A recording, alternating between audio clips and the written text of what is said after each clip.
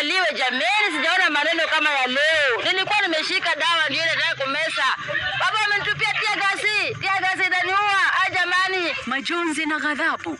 Polisi na waandamanaji wakabiliana vikali baada ya vijana wawili kupigwa risasi na kuuawa na polisi huko Busia. We are not going to be silent maovu ya kitawala. We are not going to stand here tuangalia wanawake wenzao ama wakifanyiwa maovu because of their political affiliation. Dereva wa teksi akamatwa kuhusiana na kifo cha Rachel Wandeto. Serikali ikishinikizwa kutangaza ukatili wa kijinsia kwa janga la kitaifa.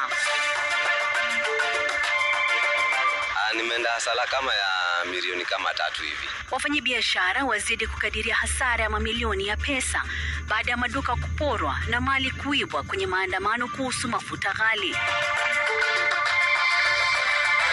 Kwenye kilimo biashara, tunaangazia uhifadhi wa malisho ya mifugo unavyowapunguzia wafugaji hasara na kuwapa mapato huko Kajiado.